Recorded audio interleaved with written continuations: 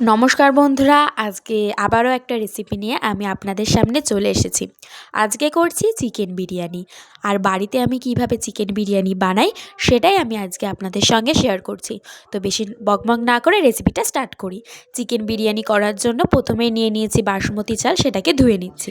এবার চিকেনটাকে ম্যারিনেট করার জন্য দিয়ে দিচ্ছি ওর মধ্যে পেঁয়াজ বাটা, রসুন বাটা, আদা বাটা, দিয়ে দিচ্ছি টক দই, পরিমাণ মতো নুন, পরিমাণ মতন হলুদ ও দিয়ে দিচ্ছি সর্ষের তেল।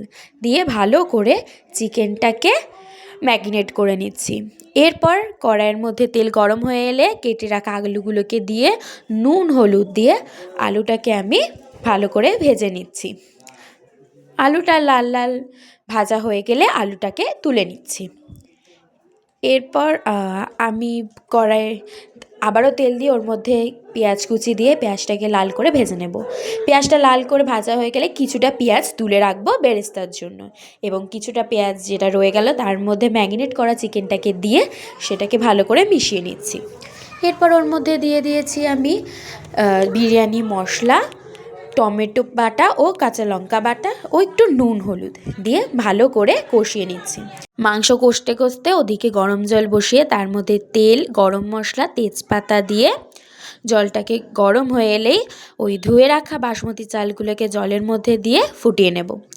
এই যে মাংসটা হয়ে গেছে, এটাকে নামিয়ে নিচ্ছি। এদিকে কিন্তু আমাদের ভাতটাও হয়ে গেছে। এবার এই যে দুধটার মধ্যে দিয়ে দিয়েছি কেশর, গোলাপ জল, কেওড়া জল আর দিয়ে দিয়েছি আতর, দিয়ে ভালো করে মিশিয়ে নিচ্ছি। এবার হাঁড়িটার মধ্যে ভালো করে ঘি মাখিয়ে নিচ্ছি। এবার ওই ঘি মাখানো হাঁড়ির মধ্যে দিয়ে দিচ্ছি পেঁয়াজের বেরেস্তা, দিয়ে দিচ্ছি ভাতটাকে, আর দিয়ে দিচ্ছি ভেজে রাখা আলুটাকে। এরপর ওর মধ্যে দিয়ে দিচ্ছি চিকেন কষাটাকে, দিয়ে আমি যে দুধটা মিক্স করে রেখেছিলাম সেইটাকে ওর মধ্যে দিয়ে দিচ্ছি, আর দিয়ে দিচ্ছি ঘি।